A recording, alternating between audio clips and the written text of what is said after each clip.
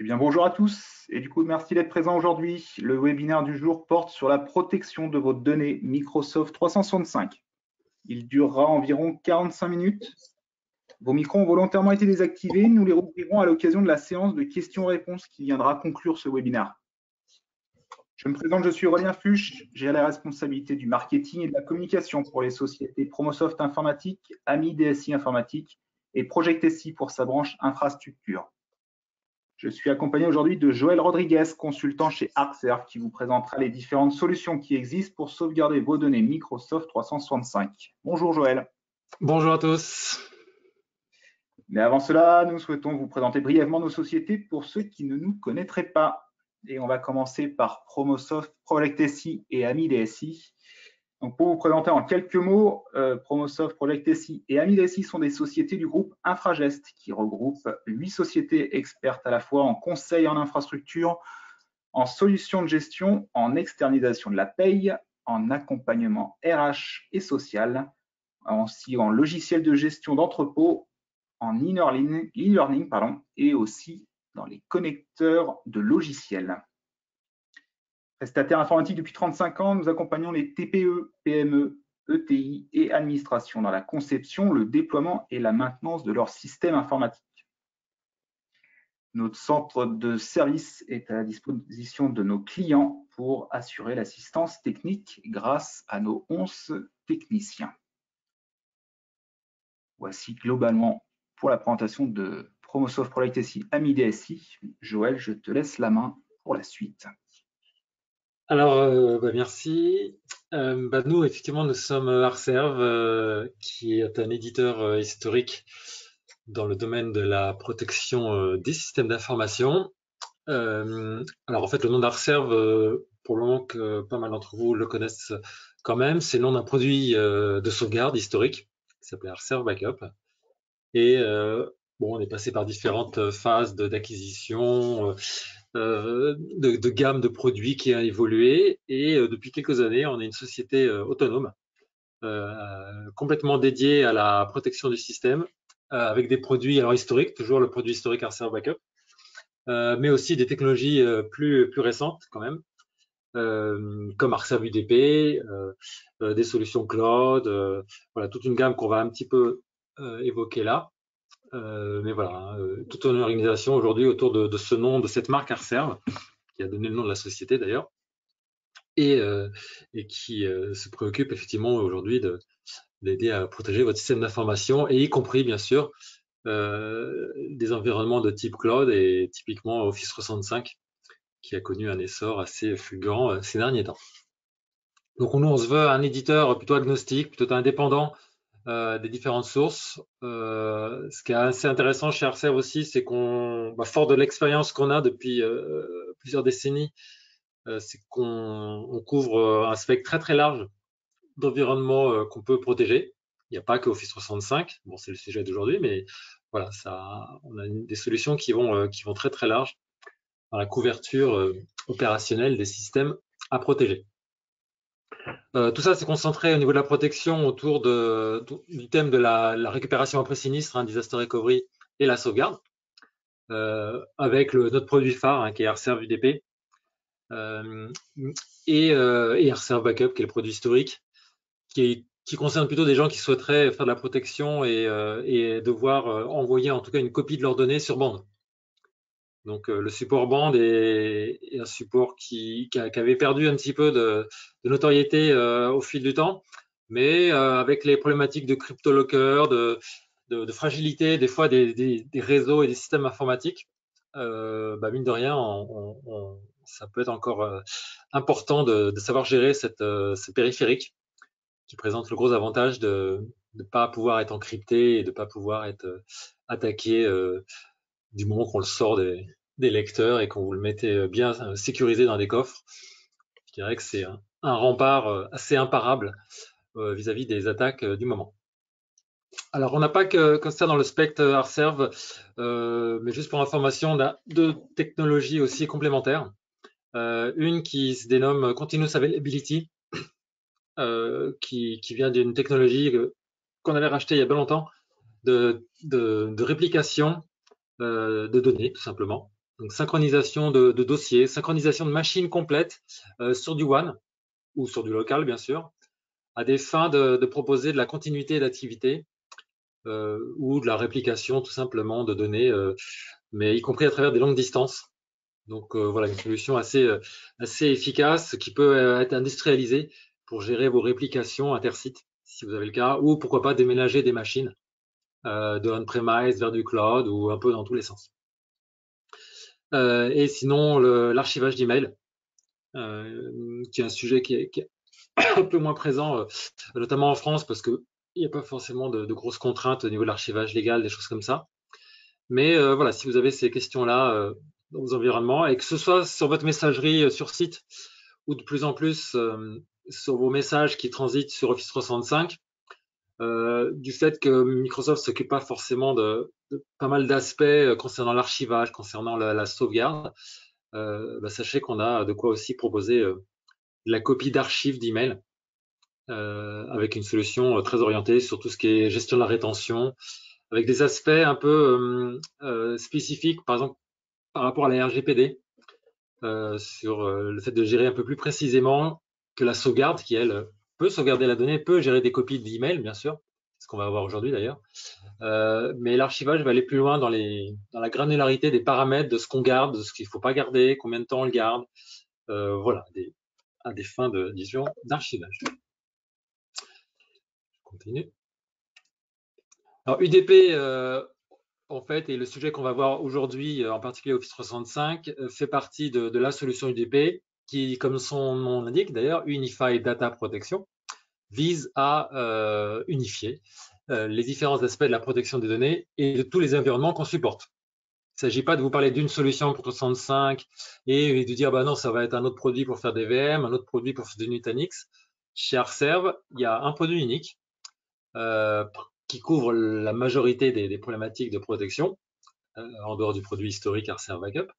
Mais déjà avec Arserve UDP, on va être capable de traiter la sauvegarde sur site principalement ou pourquoi pas dans le cloud des environnements physiques et virtuels, donc principalement Windows, Linux.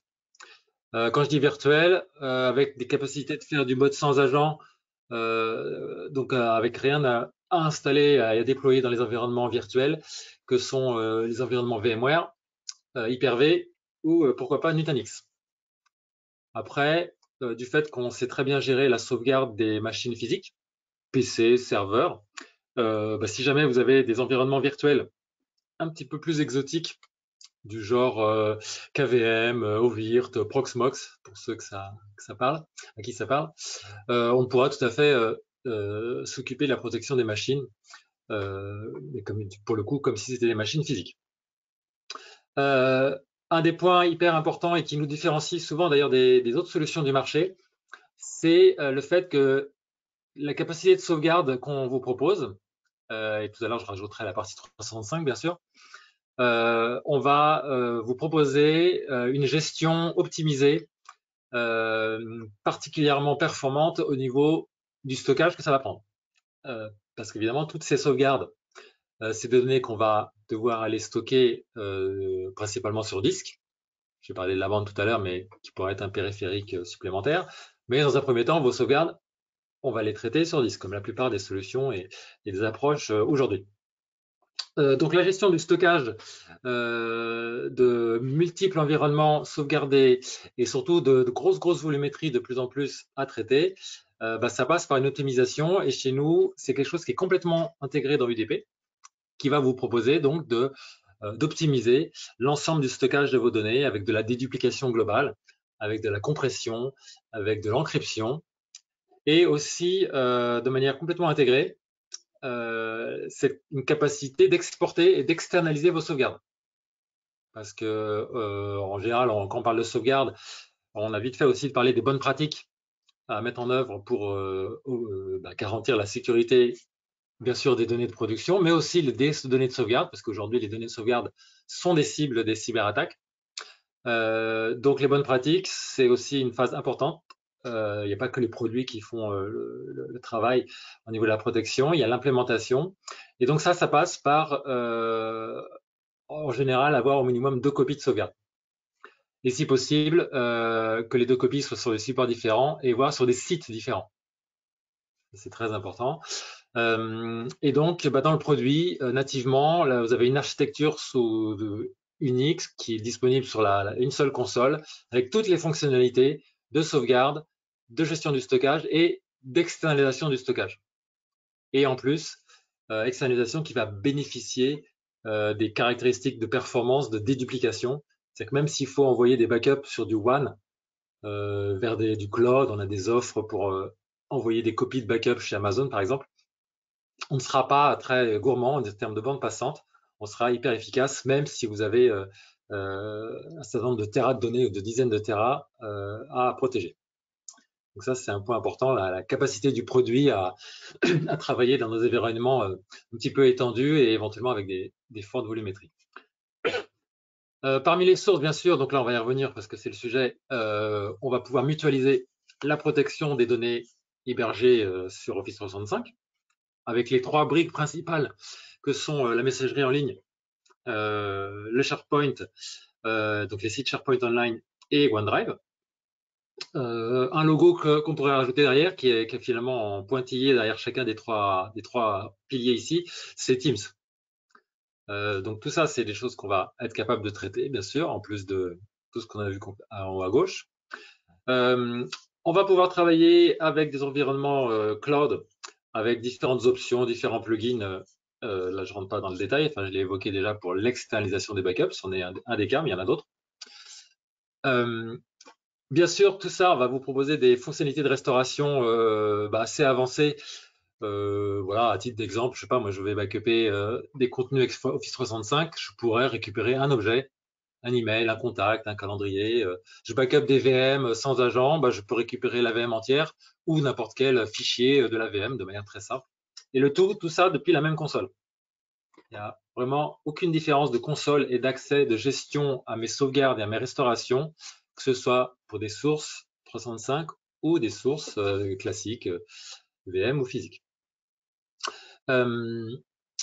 Et sinon, une extension aussi qui fait que le produit IDP, c'est non seulement une solution de protection et de restauration de sauvegarde classique, mais en plus, que quand vous allez sur une solution comme celle-là, vous pouvez commencer à aborder des projets de PRA, donc de plan de continuité, et d'améliorer, je dirais, vos plans de reprise en ne vous limitant pas à des capacités de restauration de sites en cas de sinistre, mais en provisionnant d'avance les environnements de secours. C'est-à-dire qu'à partir de stock de backup là, que j'ai typiquement dans mon fameux stockage géré par UDP ou autre, c'est pas obligé que ce soit géré par UDP, on peut tout à fait déposer des backups sur des NAS, sur n'importe quel type de stockage, peu importe. Mais ce qui est intéressant avec UDP, c'est qu'à partir de backup source de type Windows, Linux, physique, virtuel, je vais pouvoir préparer mon plan de secours, mon plan de reprise, grâce à des fonctions. Il y en a deux qu'on vous propose, c'est Virtual Standby et Instant VM.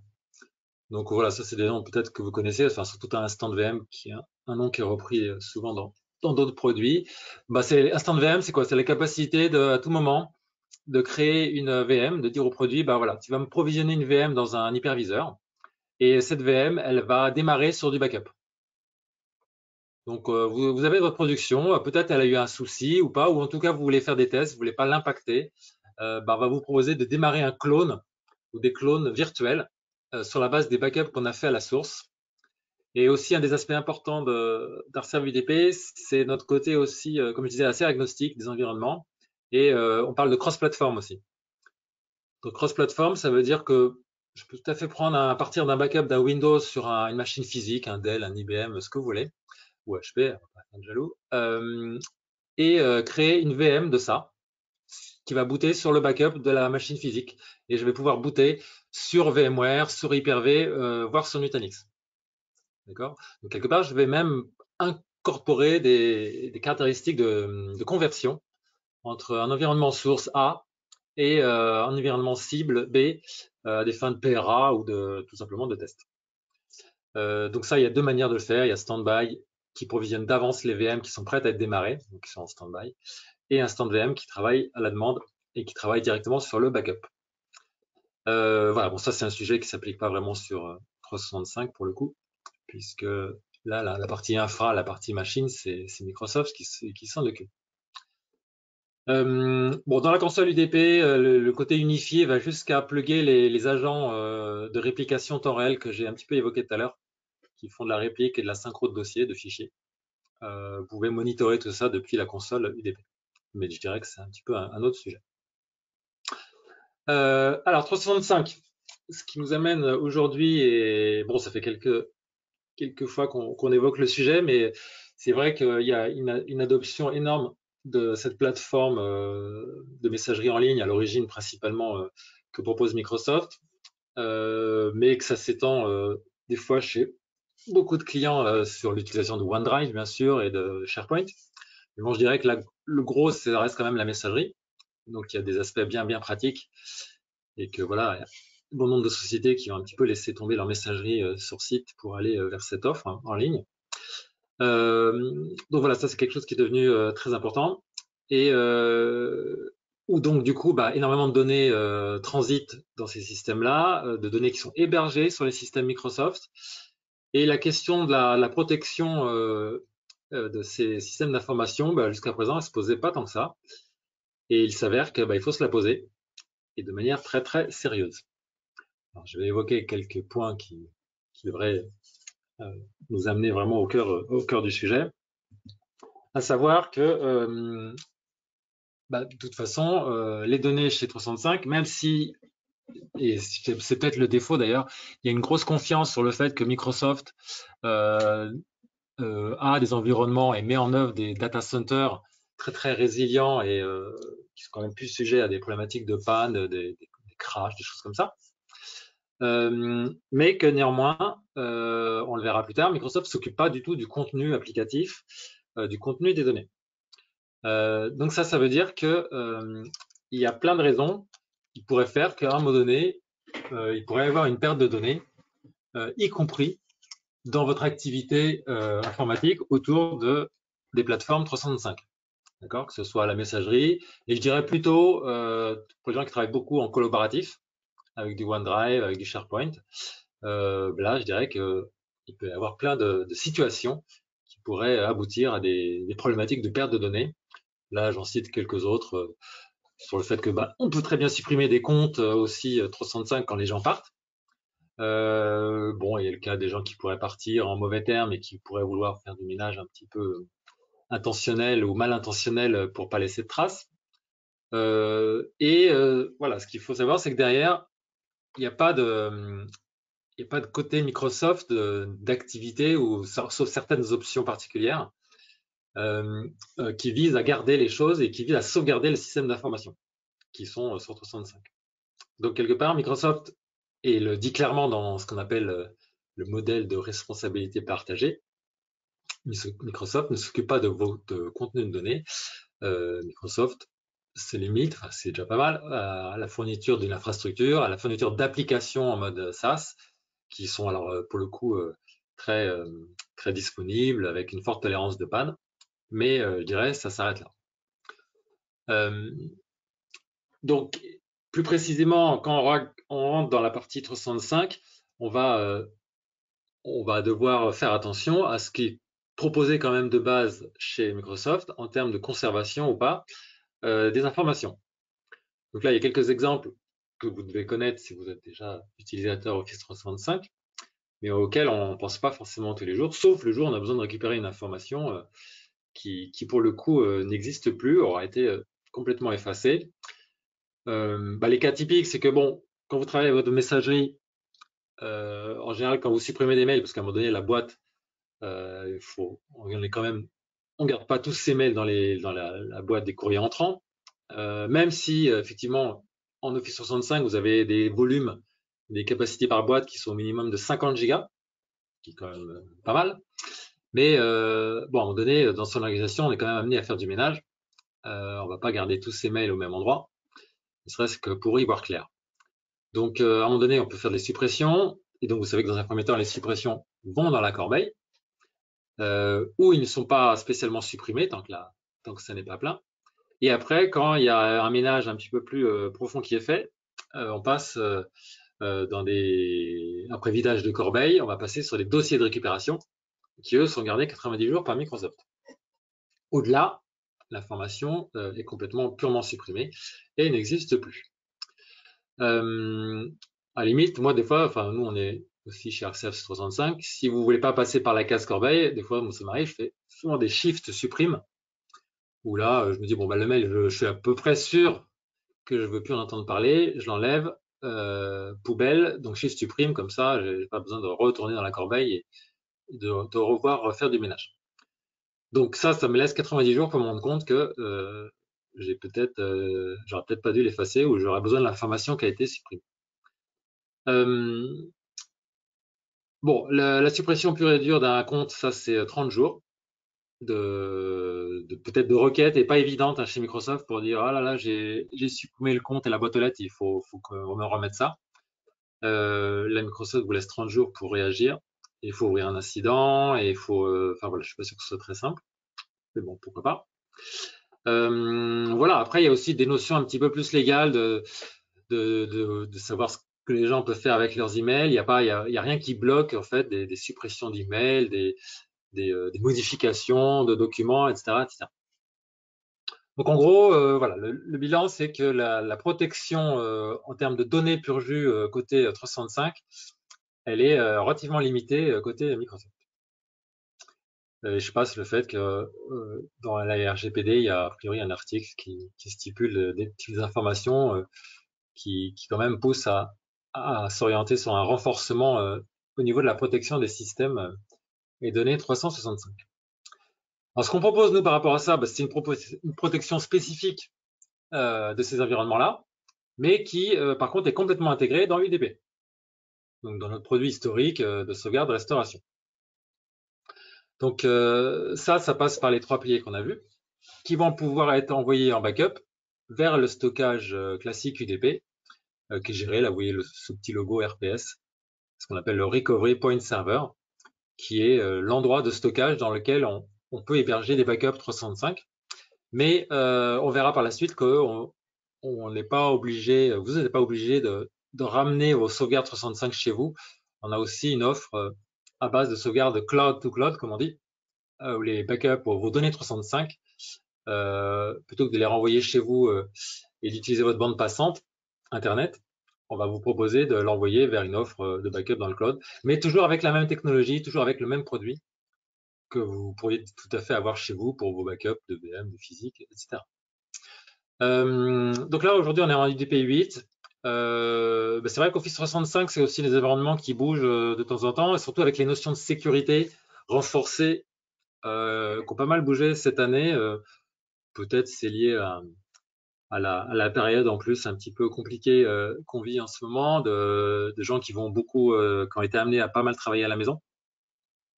Donc avec des risques accrus en termes de sécurité et ce besoin un petit peu de vraiment faire attention à son système d'information.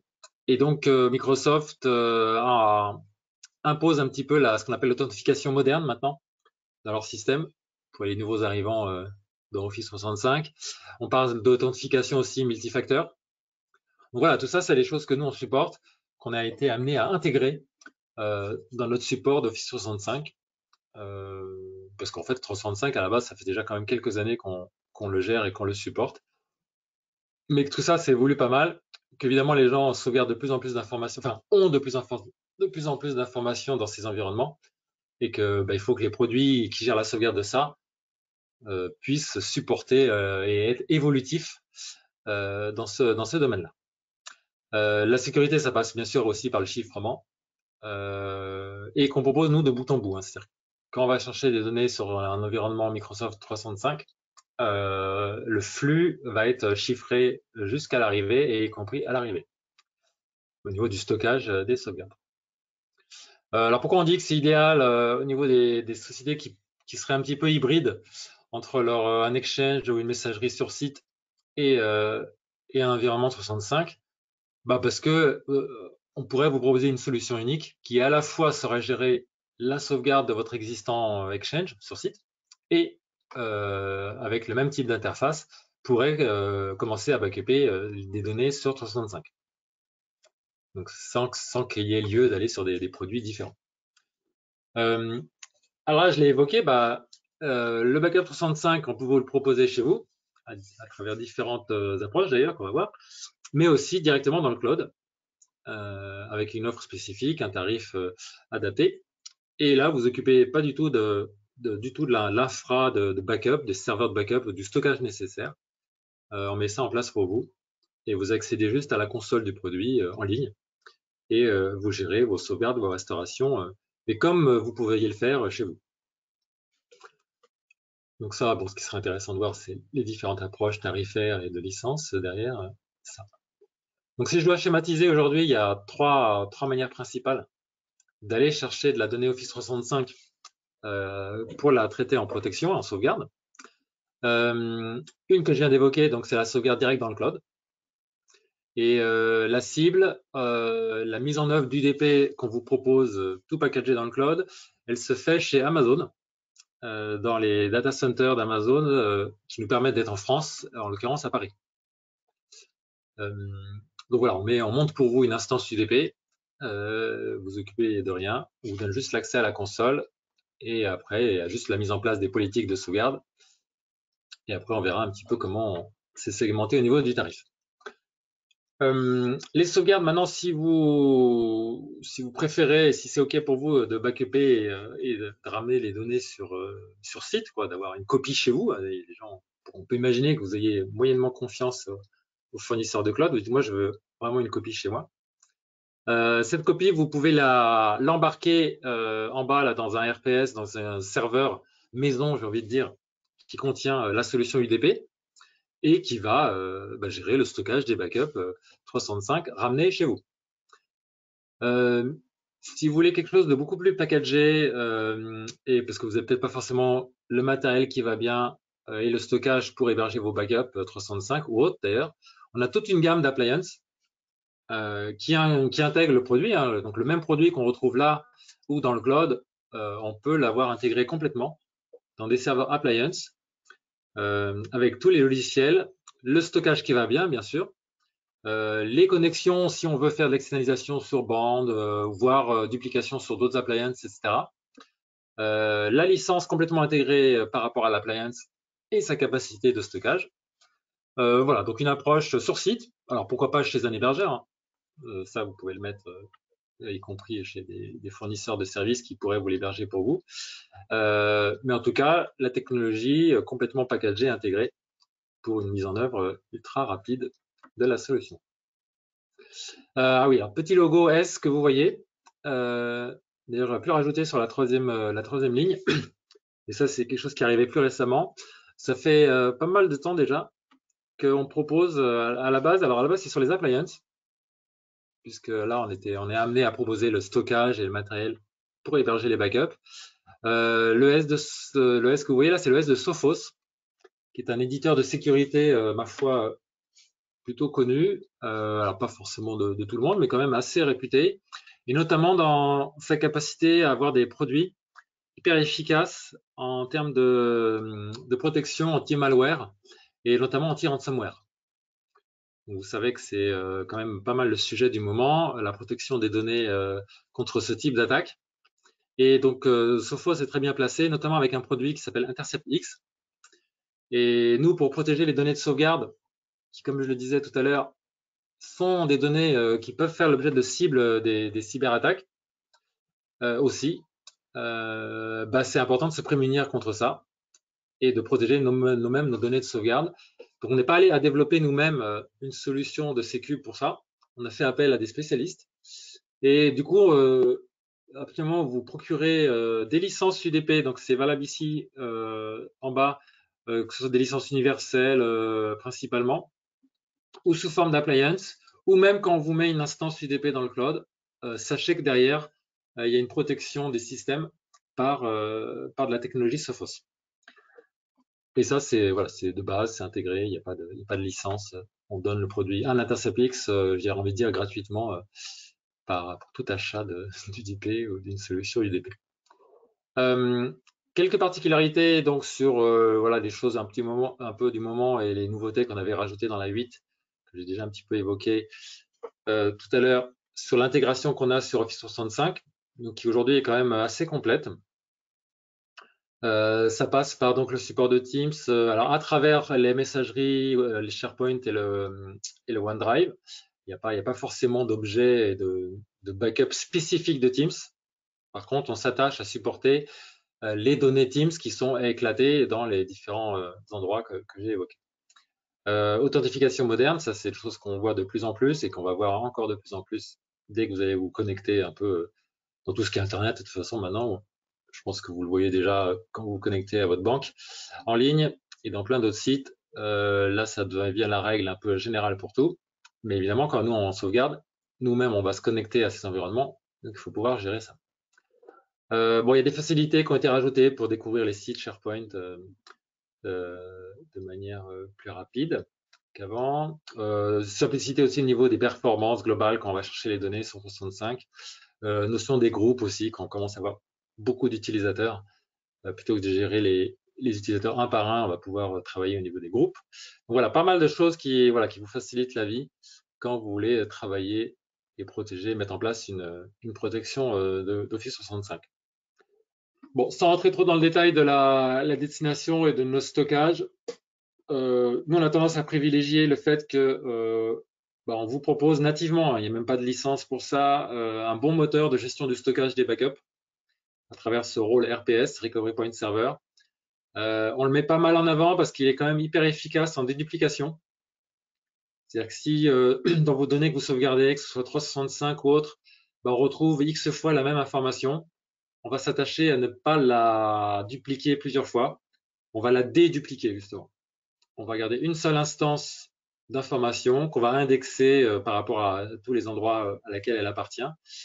Et avec ça, on va avoir des réductions d'espace consommé assez importantes.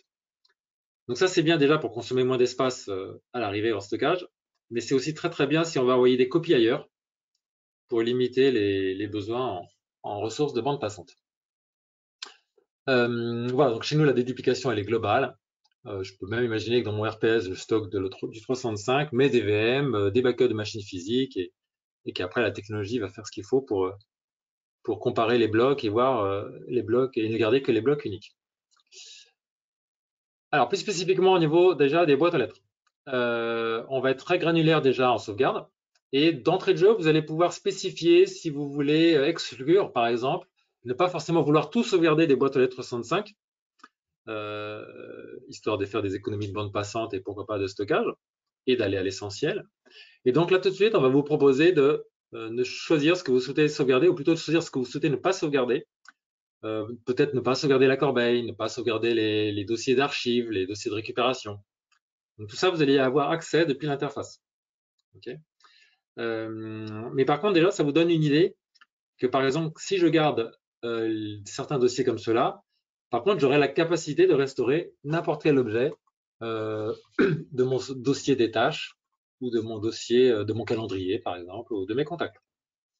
Donc là, voilà, ce qui est intéressant de voir, c'est le côté granulaire de la solution, utilisateur par utilisateur, au niveau déjà de la sauvegarde, mais bien sûr, après, derrière, au niveau de la restauration. Et là, un petit exemple de copie d'écran où on voit que dans l'interface UDP, à un moment donné, j'ai sauvegardé un certain nombre de boîtes aux lettres, que si je me mets sur celle-là, l'utilisateur numéro 1, j'accède à tous les dossiers que vous connaissez sur un Office 365, même sur votre client Outlook. Ça fait quand même pas mal de temps que tout le monde travaille avec ce type d'environnement. Et que du coup, là, sur le calendrier, particulièrement, je peux voir mes événements. Et si jamais j'ai fait une grosse boulette dans mon calendrier, que j'ai effacé des choses, je serai capable de remettre ça en place grâce à Reserve UDP. Ça, je pourrais le remettre en place là où c'était, ou éventuellement le renvoyer vers une autre boîte, à condition d'avoir la sécurité derrière. Là, c'est un exemple de restauration plutôt de dossier, d'un sous-dossier de ma boîte aux lettres. Parce que, évidemment, vous pouvez vous créer des dossiers dans vos boîtes aux lettres 65. On saura bien sûr les prendre en charge. OneDrive. Donc OneDrive, voilà, j'ai envie de dire, c'est même encore plus simple, puisque derrière OneDrive, on adresse la backup au niveau des comptes des utilisateurs 365, chacun son OneDrive. Alors attention, dans votre 365, normalement par défaut, je crois que vous avez au minimum 1 Tera disponible. Donc c'est là où ça peut être important d'être sélectif et pas forcément ouvrir grand les portes et backuper comme ça des Tera et des Tera. Ça va tout dépendre de l'information qu'on met dedans, bien sûr. Donc là, de toute façon, ce qui est important de voir, c'est qu'on a une vision granulaire au niveau dossier, au niveau fichier, des choses qu'on peut restaurer depuis un compte OneDrive. Après, la restauration, elle peut se faire sur site. On peut télécharger un fichier qu'on a backupé sur OneDrive ou le remettre en place là où il était. Et sinon, la troisième brique 365, c'est SharePoint. SharePoint Online, où là, on va, en termes d'objets sources, on parle de sites, les sites SharePoint. Alors qui maintenant, en plus, sont créés à tir larigot. Dès que vous faites une Teams, une réunion avec cette solution, ça crée un site. Donc, vous allez voir souvent beaucoup de création de sites. Alors, des choses voilà, auxquelles on ne fait pas forcément attention, qu'on ne sauvegarde pas. Mais mine de rien, les sites SharePoint, c'est là où vont être hébergés pas mal de données, des échanges Teams, les fichiers échangés, etc., qui vont être hébergés d'ailleurs dans SharePoint, mais aussi dans OneDrive, sachant que tout ce qui est conversation, elles vont plutôt atterrir dans les boîtes aux lettres, où à partir du moment où vous activez ça dans votre organisation, vous allez trouver un dossier spécifique au niveau de votre boîte aux lettres utilisateur, dans lequel vous allez retrouver toutes vos conversations Teams, mais auxquelles on pourra avoir accès depuis l'interface unique du DP. Voilà, donc en termes de fonctionnel, de granularité, de capacité à protéger, à sauvegarder, on a fait un petit peu le tour. Vous pourrez revenir vers nous et poser des questions si vous voulez avoir un peu plus de détails. En termes d'intégration de la solution, bon, c'est vrai que les appliances sont un aspect assez intéressant parce que ça nous permet d'avoir, je dirais, une approche vraiment tout en un, très très simple à déployer pour proposer le backup de 365, mais pas que. C'est quoi une appliance AirServe? Si je dois me mettre en place une solution comme ça, je me préoccupe juste de l'espace disque que mes backups vont me consommer. Donc, on peut vous aider à faire les calculs, à faire des estimations. Et là, on voit qu'on a une gamme qui va de 4 Tera utilisables à l'interne à 168. Après, je sais plus si j'ai mis, non, j'ai pas mis le détail, mais on a une gamme supérieure qu'elle appelle la série X, qui monte à 1 péta. Donc bon, là, d'un point de vue gamme et capacité, on est relativement tranquille. Après, sachant que c'est pas, voilà, ça n'a pas vocation à forcément embarquer que du 365. Le système de licence est complètement ouvert dans les appliances pour tout ce qui est sauvegardable supporté par UDP. Donc UDP est déployé dans le serveur appliance, d'accord, qui contient l'install déjà prête à l'emploi. Et UDP, c'est backuper tout ça. D'accord. Ça passe par des partages, des machines virtuelles sans agent, des machines physiques, des PC, et bien sûr 365. Donc après, dans le produit, c'est vrai que ça peut être intéressant de prendre une appliance pour, pas forcément que pour 365. En tout cas, vous avez un système de licence qui est illimité en nombre de sources que vous pouvez aller chercher, que ce soit des PC, des serveurs ou même des utilisateurs 365. Donc là, on ne compte pas. Ce qu'on compte, c'est la place que ça va prendre en stockage à l'arrivée. Et après, attention, j'avais prévenu un petit peu au début, règle des 3-2-1, importance d'avoir une copie supplémentaire de ces sauvegardes. D'accord. Ne pas se contenter d'une seule copie. Si possible, prévoir une externalisation sur bande, alors qu'on peut gérer pour vous parce que on a la technologie logicielle pour ça. Ou export sur un deuxième RPS, réplique à distance, voire une copie de sauvegarde dans le cloud avec notre offre. Voilà, tout ça, c'est des choses à prévoir quand on met en place une architecture comme ça. L'appliance, pour rappel, inclut le Sophos InterceptX pour tout ce qui est attaque malveillante d'ailleurs. Ce qui est pas mal dans les appliances, c'est le fait que la partie matériel logiciel est intégrée et la partie support aussi. Vous n'avez pas à faire un support constructeur et un support éditeur de manière séparée. Dans la maintenance que vous prenez chez nous, on s'occupera pour vous de la partie matériel derrière. Oups. Alors, sur la partie système de licence, pour le cours, on a à peu près toutes les possibilités qui existent pour vous aider à coder au mieux et à avoir la meilleure proposition en termes de tarifs et de système de licence pour 365. Typiquement, alors quand on parle de Office 365, on est souvent dans l'idée de travailler au niveau utilisateur, mais ça peut avoir aussi du sens de travailler au niveau Terra, donc d'avoir des licences logicielles purement au terabyte de données sources, ce qu'on appelle le FETB, le front-end terabyte. Tout dépend si vous avez beaucoup d'utilisateurs et peu de Tera, pourquoi pas regarder ça. Ou pourquoi pas le mode appliance qu'on vient de voir, et qui lui ne nécessite pas de rajouter des licences logicielles, puisque comme j'ai dit, c'est vraiment la capacité de la machine qui décide. Tout ce qu'on peut rentrer dedans est compris, sans limite d'utilisateurs, de PC, de serveurs, etc. L'intérêt de ces licences à la capacité logicielle ou appliance, c'est que ça ne concerne pas que 365. Là où par contre, le tarif à l'utilisateur 365, comme vous le comprenez bien, c'est que pour des utilisateurs 365. Par contre, quand on dit utilisateur 365, ça couvre tout ce qui pourrait héberger comme données chez Microsoft, c'est à savoir mix de Exchange, donc la boîte aux lettres, des SharePoint et des OneDrive. Et la partie Teams, bien sûr. Donc, c'est pas segmenté pour dire je fais que les boîtes ou que les SharePoint, que les OneDrive, c'est all in one, comme on pourrait dire. Alors, après, il y a une petite différence entre les licences utilisateurs ou Terra, si on souhaite de la sauvegarde sur site ou si on souhaite de la sauvegarde cloud qu'on vous propose. Donc, sur site, vous pourrez vous procurer utilisateur par utilisateur, alors avec un minimum de 10, vos licences pour aller chercher les données de un tel ou un tel. D'accord. Sur site, vous pourriez préférer travailler à la capacité Terra Source que vous êtes capable d'aller chercher chez Microsoft, par exemple. Alors, quand c'est du MCP, là, c'est Microsoft plus n'importe quelle capacité source. Idem, alors on a un nouveau tarif à la capacité qui est hyper agressif, qui est plutôt sur la forme d'une souscription annuelle ou triannuelle, où là, pareil, c'est des Tera et on peut aller sauvegarder n'importe quel type de données sources, mix 365, physique, virtuel, partage, etc. Sur site, nos appliances, bien sûr, ou pourquoi pas chez un hébergeur, avec les cas par cas où là j'ai mis une petite étoile pour dire que c'est pas forcément dédié 365. Il n'y a que le premier cas là-haut, pack d'utilisateurs sur site, qui est spécifique à 365. Là où on va être spécifique sur 365 aussi, c'est sur l'offre cloud pour 365.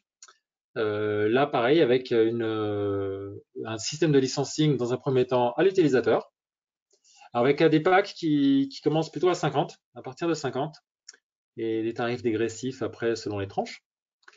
Donc voilà, l'install elle est complètement gérée par Arserve, elle est prise en charge, le support, les mises à jour, l'install du Sophos sur la machine, vous vous occupez de rien. Vous avez une souscription du coup à ce système-là.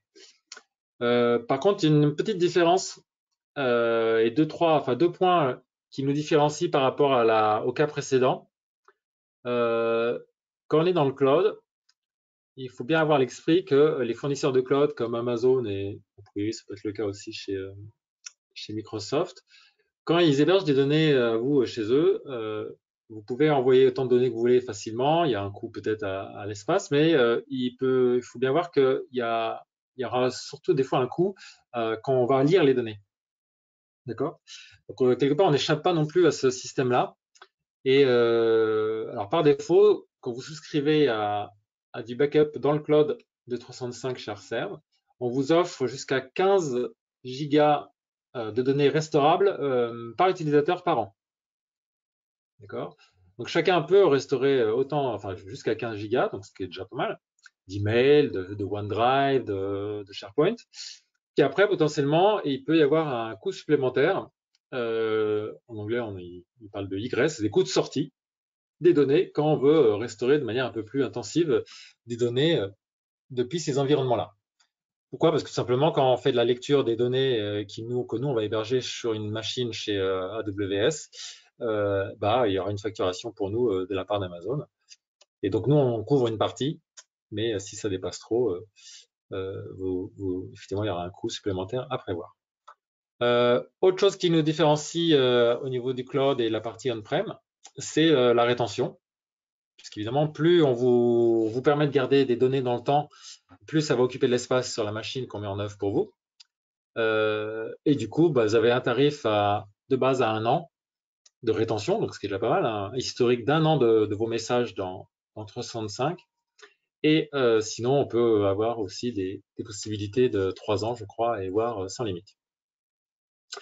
Le backup dans le cloud, deuxième possibilité de tarification au Tera. Donc un peu dans le même principe qu'on a déjà évoqué tout à l'heure sur la partie sur site. Mais là, c'est du Tera source qu'on va chercher C65 et qu'on envoie chez Arserve, chez l'instance Arserve, j'ai implémenté chez Amazon. Donc là, vous voyez que déjà, ça commence déjà sur des volumes pas négligeables, 10 Tera minimum, source, et une répartition, si possible, d'un nombre d'utilisateurs max par Tera. Et pareil, des notions de rétention, 1 an, 3 ans, 5 ans. Là, je ne l'ai pas remis, mais il y a bien sûr le coût de la sortie des données si on dépasse les volumes qu'on a indiqués.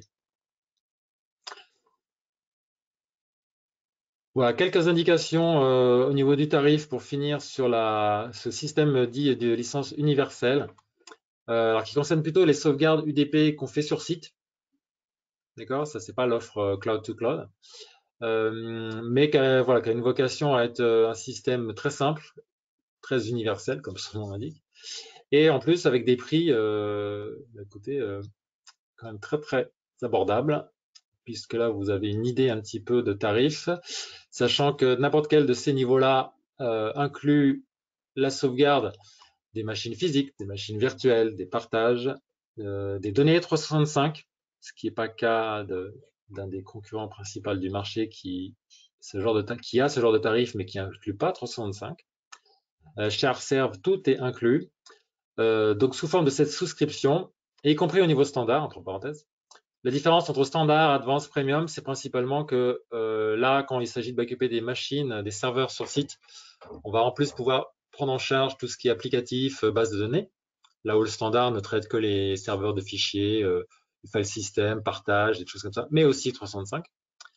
Et que dans les licences universelles, on peut avoir un niveau premium pour là incorporer beaucoup d'autres fonctionnalités du produit, mais qu'on pourra se faire un plaisir d'aborder lors de notre présentation. En tout cas, quels que soient les niveaux, voilà, vous avez une vision là très, très rapide de prix public en plus sur la souscription annuelle ou plus. Au niveau des TeraSources, c'est les TeraSources que vous sauvegardez qui sont suggérés. Donc plutôt un système simplissime et hyper intéressant au niveau commercial et au niveau financier pour vous, sachant que ça inclut 365. Voilà, écoutez, j'en ai fini pour la partie où c'est que moi qui parle. J'ai peut-être même un peu dépassé sur le timing. Merci Joël pour cette présentation. Merci. Merci Joël. Avant de passer à la séance de questions-réponses, et on en a déjà reçu par écrit, je te laisse juste passer sur la dernière slide. Et moi, de mon côté, je vais activer les micros des participants. Il va falloir que vous les activiez aussi de votre côté pour pouvoir poser vos questions à l'oral. Nous vous écoutons.